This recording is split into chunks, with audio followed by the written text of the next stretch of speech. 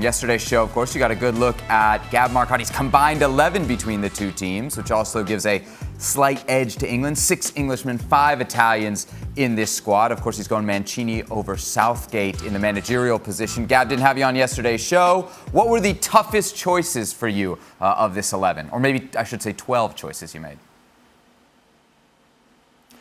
Toughest ones for me, Sebi, were Mason Mount against Barella. At the back, Di Lorenzo and Kyle Walker, very similar players in my opinion. And then at center back, Maguire over Bonucci. And judging from the feedback on social media, that was the one that seemed to annoy most people. All right, we got a central defender here on the set. Maguire, Bonucci, who would you take? No, Maguire, especially the last game, has been absolutely outstanding. And I think he held it very well. So could have been either way, you know, and you can even wonder if Chiellini should be there, but he's so fantastic, he's so special that it's kind of a tribute. I have more question marks about Verratti because, I mean, I can easily recognize the talent of the player and how he can help out the national team. But he didn't play the first 2 games. And somehow, sometimes I wonder, you know, when he's in the middle of the park, how interesting he is offensively, but still defensively, I have some doubts. Gab, to be fair here, you're kind of looking ahead, right? Not looking back at the performances throughout the tournament, on Verratti specifically. Yeah, I mean, Jules asked me to kind of rate where they are now, and obviously, you know, results in or performances in previous games are going to inform that decision. You know, Verratti started the last 4 games for Italy, and he was up against Calvin Phillips, who is a very good player. But you know, when I look at both, when I look at also the importance of the player within the team and what they do, I think Verratti's much more of a two-way player as well. The way he's used in this Italy side, Italy. I take on board what Frank said about Italy defensively, but you know, it's not like Italy have conceded many goals in this tournament either. So, for me, I had to go with Verratti. Jules, is this how it goes on the Gab and Jules show? All of Gab's unpopular picks are your fault. It's always my fault, he says. In fairness to him, we're not always keen on those combined 11, but this one I really put him on the spot because I saw that thing on TikTok where you point out the name that you want, and I thought this is good, let's do it. But he was not prepared, so I have to say I really put him on the spot. And in fairness, I agree with all his choices, all the players that he picked. I would have picked exactly the same one. Stevie, you have Mancini over Southgate as manager? Yes. Is it an easy choice for you? I wouldn't say it's easy. You have to respect what Southgate's done and how this team is now 1 game away from doing something that no other England team's done and no other England manager. So you have to respect that. But at the end of the day, the way that Mancini's not just in this tournament, but completely changed this Italian side from a kind of a laughingstock, probably 2 or 3 years ago, to now on the verge of winning the Euros. And if they do win it, they'll deserve it. They're by far, in my opinion, the most exciting team to watch. The way go, everything's 100% committed.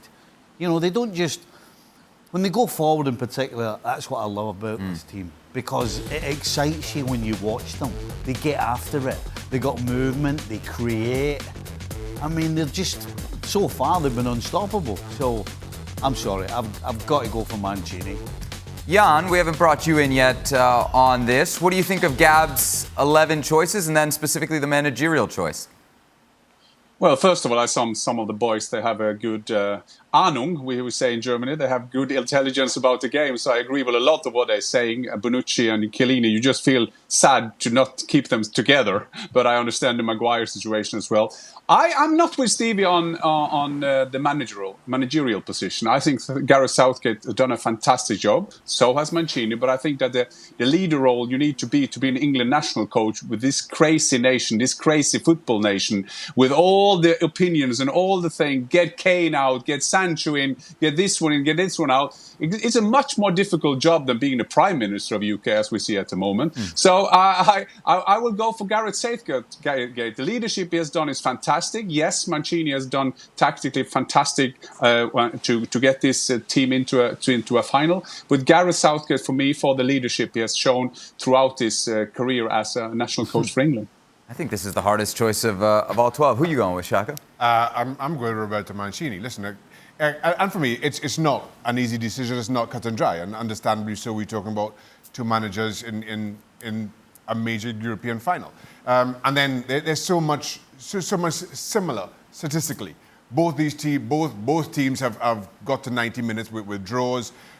For England, Scotland, and Denmark. For Italy, it's Austria and Spain. I just feel that Italy have had the harder run to this point, and as a result, I think Mancini edges Southgate in getting the pick for the team. I don't understand Ian answers when he says that in England it's getting crazy and it's harder maybe to be a coach than a prime minister. I think he never been to Italy because really it's a religion over there, and I tell you, football is even more important maybe than the Pope. So it's completely crazy over there.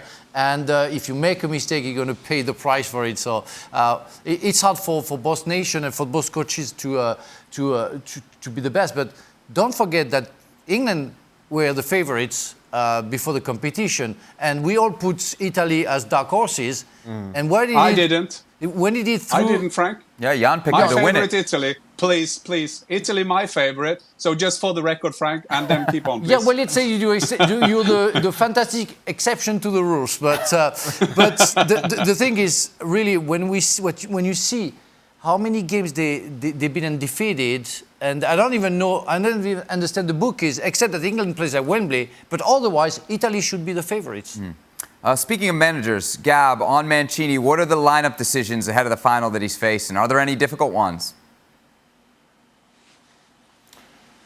I don't think so. I mean, obviously we love to look at it and speculate, but the indications we have is that everybody's fit. There was a suggestion of, should you rejigger things? Should you think of putting Toloi into the back four, maybe move Di Lorenzo because of, the fear of Sterling and Saka or whatnot. There's been talk also of Pessina midfield. But I don't think it's very serious talk. Every indication is that he's going to go out there with the 11 that we've seen in the last game. Well, thank you very much for watching ESPN on YouTube. For more sports highlights and analysis, be sure to download the ESPN app. And for live streaming, premium content, and let's not forget as well, ESPN FC 7 days a week. Subscribe to ESPN Plus.